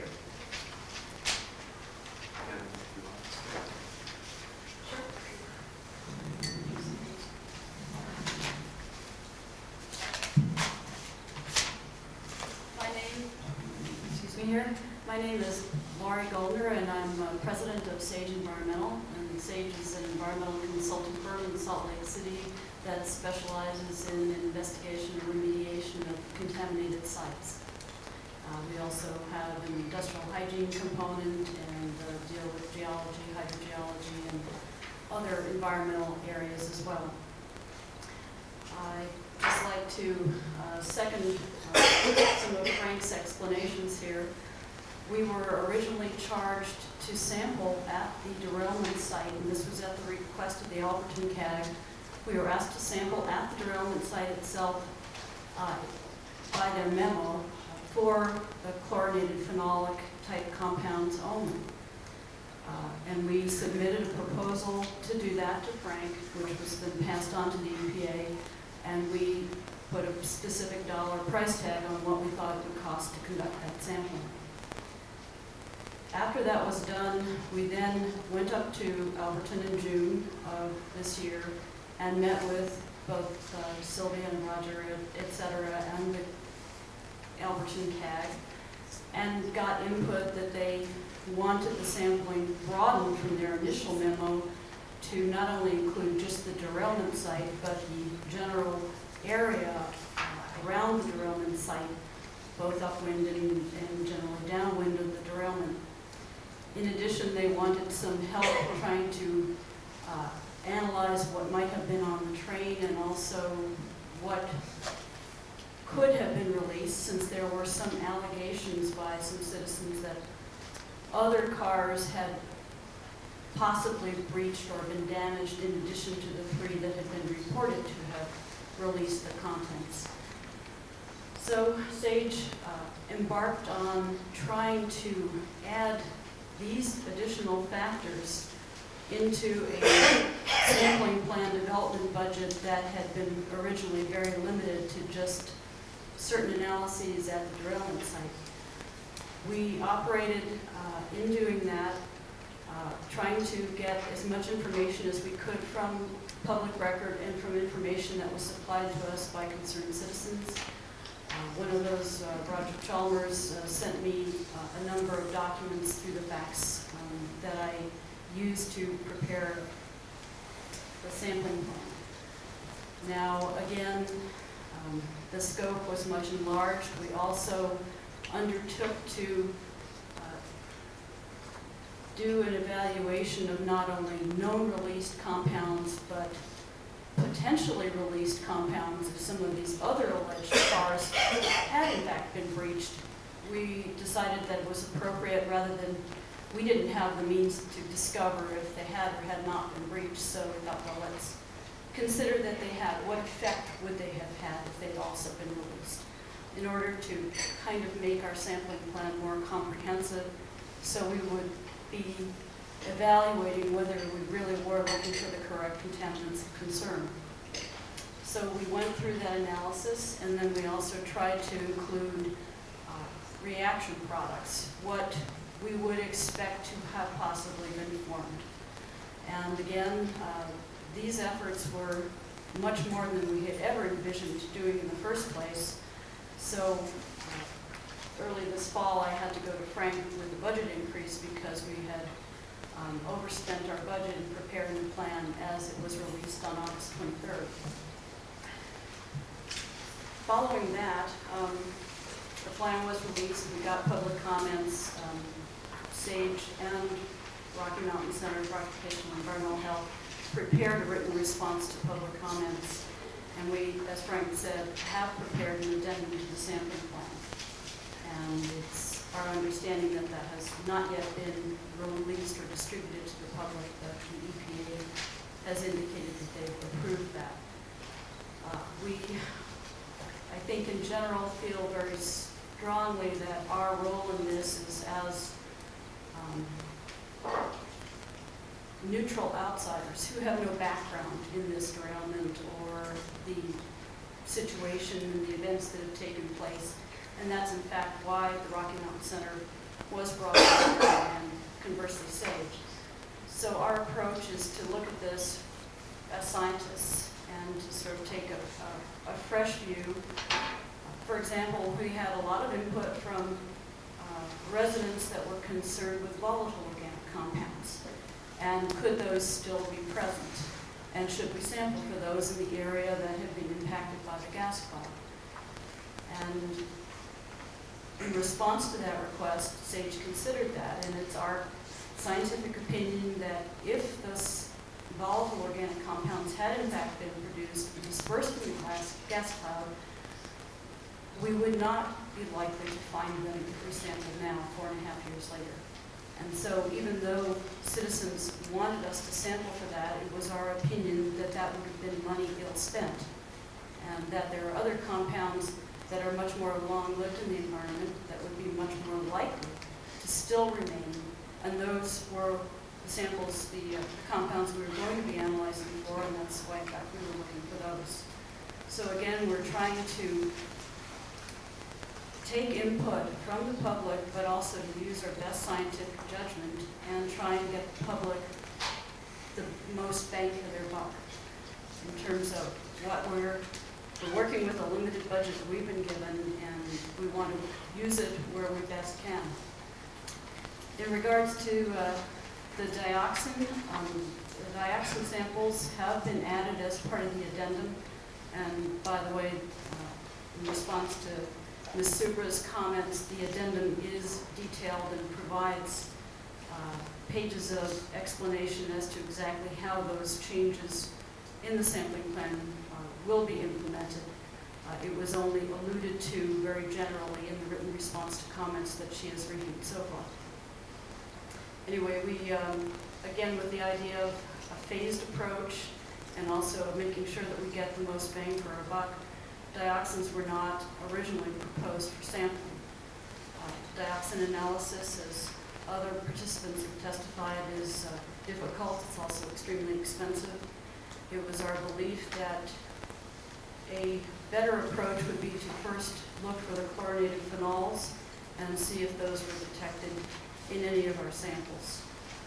As Frank said, that we now have added dioxin samples at the derailment site. Again, this is our view of a phased approach, that it makes the most sense to look for these things where you expect them to be the worst, based on your other information. It doesn't really make sense to look 100 miles away from Alberton. You want to look at ground zero. If you can't find them at ground zero, it doesn't totally rule out that you can find them 3 miles away, but it's a pretty good indication that you won't. So again, we're trying to look where we think these things will be the worst. our gas cloud samples. This is surface soil in the area that was impacted by the gas cloud, is again focused on that same issue. After looking at the air monitoring results, none of which were synthesized into any sort of usable form, but were simply sheets and sheets of record logs from air monitoring machines, we decided that it was much simpler to look at the map of damaged vegetation that had been produced, and therefore conclude that if there was enough vapor in the air related to the incident that had damaged the vegetation, that would be a good area to conduct our sampling in. And that was, again, our worst case area, and that's where we focused our initial 19 samples for the surface soil sampling, and we added 2 additional as a result of public comments.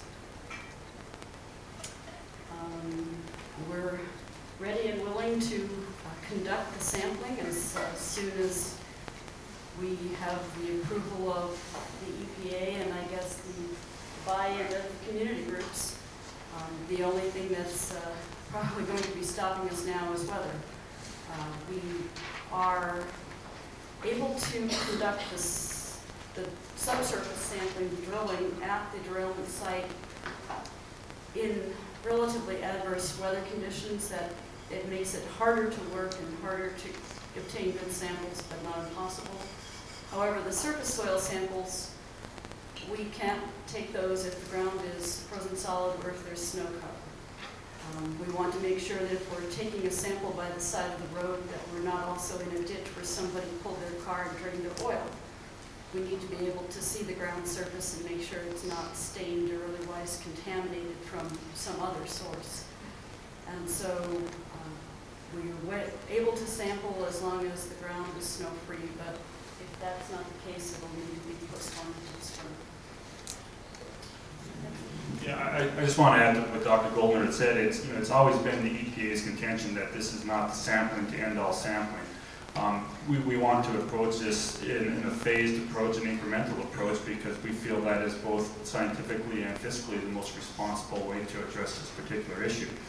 I believe that the EPA in our June 1st meeting at Alberton and in some of our subsequent telephone conference calls has said that if this initial round of sampling gives indication that more sampling needs to be performed, that they were committed to do that. It doesn't preclude further sampling. I feel one of the points of contention that was brought up was that I think the EPA, some of the concerned citizens wanted to have a promise from the EPA that further sampling would be conducted regardless of what this outcome, the outcome of this sampling effort was. And at that time, the EPA people that were involved in those conference calls weren't willing to do that. And I believe that's one of the reasons we've found this impasse at this point. But we had the assurance that if anything comes out of this initial round of sampling, that further sampling would be conducted. Yeah. And who gave you that assurance? Chris Weiss and Steve Wade. Can I ask some questions? Yes. The sampling effort which you're planning, does that consist primarily of surface soil and subsurface soil samples? It would be subsurface and surface soils, or mostly subsurface soils at the derailment site and surface soils inside the gas cloud impacted areas. And we're capped in soil gas sampling at the derailment site. So again, I don't know if I made myself clear. Some soil probes would be placed at the site, 5 soil probes that would be permanently there. Geosoil probes? Yes. So that samples of soil gases could be collected any time after that. There are no plans at this time for air sampling, water sampling, or indoor wipe sampling in structures? That was not included in our original sampling plan. Again, we based our sampling plan on a request from the Kaye. And again, we were trying to identify whether there were specific chemicals of concern in the soil at the places where they most likely would be. If that was the case, and then the next step, the incremental step, would be to develop a sampling plan that would address some relative exposure to the affected populations. One other thing I should add is that there were 3 monitor wells that were installed in the immediate vicinity of the derailment site. And from the public record, it shows that those were sampled for, I believe it was 2 years on a quarterly basis, and nothing was detected. And so the sampling was halted. Those wells are still in place. They could be sampled again.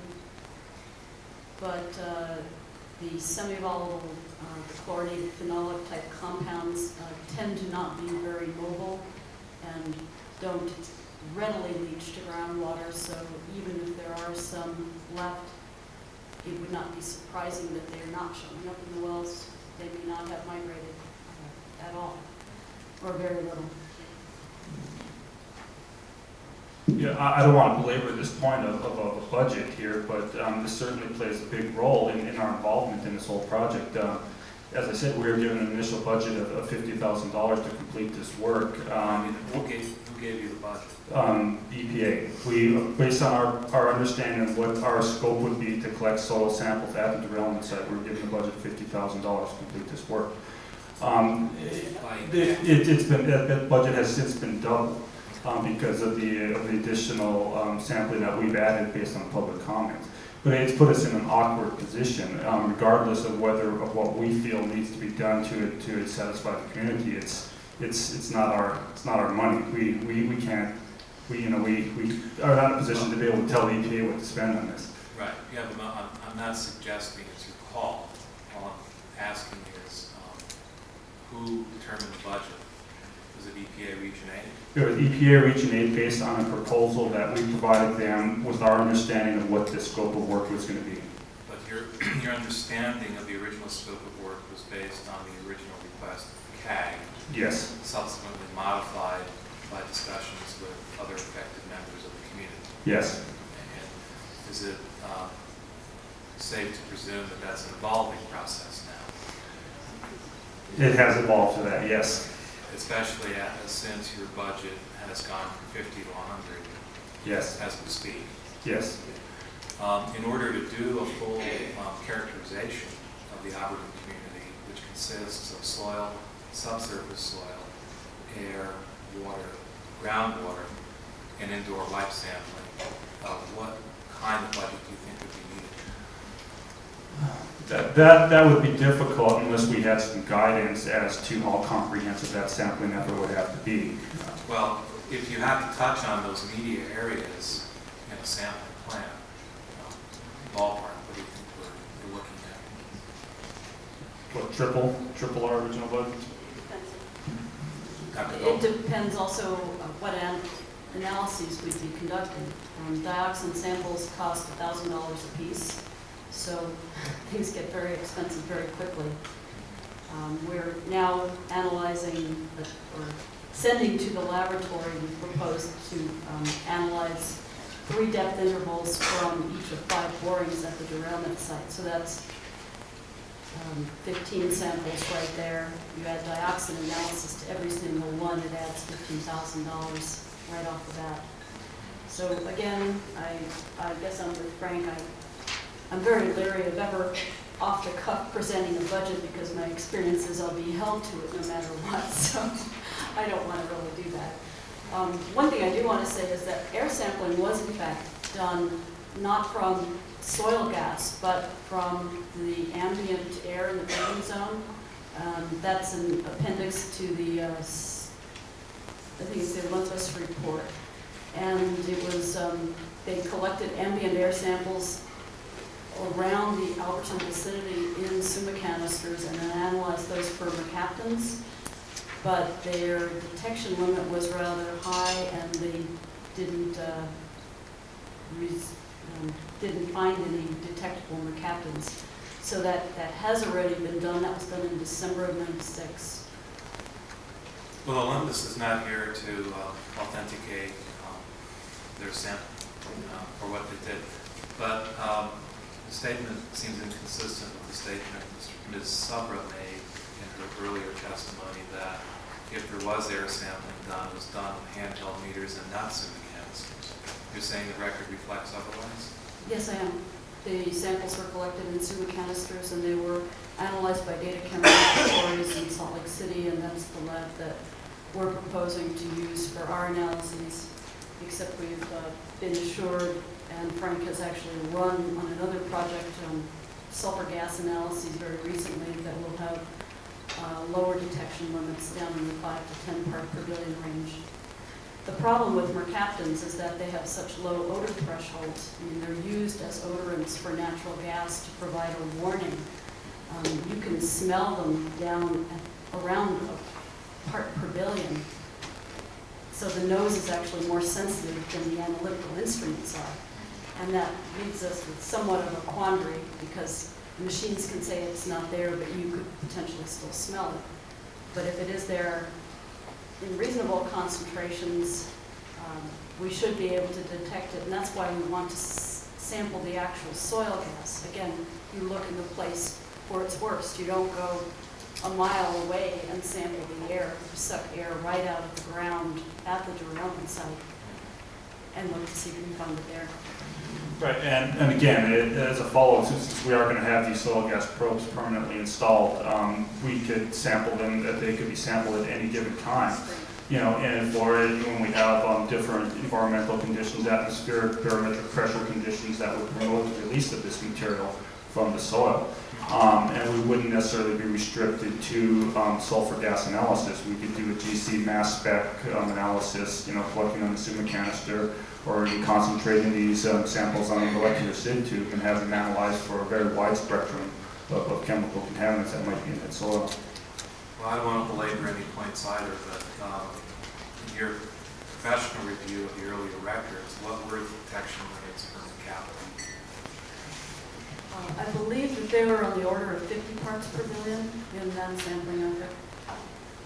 And if you were to do work for detecting mercaptans respectively, you would lower the detection limits, 10 to 15? The detection limits are different for individual of the mercaptans and the thiol compounds. The lowest detection limit I saw was about 5 parts per billion, and I think we saw up to 15 parts per billion for some of the others. So we have almost an order of magnitude reduction in some cases of the level of detection. And who set the detection limits for the mercaptans that you reviewed originally? Was that Olympus? I'm not sure that they were set. I think that was what the lab was producing at the time. It may be that they have different instruments that they're operating now than they did in 1996. I'm not inquired as to the difference. I did talk to the lab about doing a soil analysis, and again, that is not a standard analysis that we can quote an SW846 or ASTM method. So we were a little hesitant to go ahead and do the soil analysis, because we felt that although you're looking at the most concentrated source, the soil, we might get some criticism that it wasn't the standard method that was being used. And so the fallback compromise was to do the standard air method that is an approved method, but to use it to run the analysis on the soil gas collected from the subsurface at the derailment site. Now, you testified a bit earlier that you did review air monitoring data which had been done at the derailment site.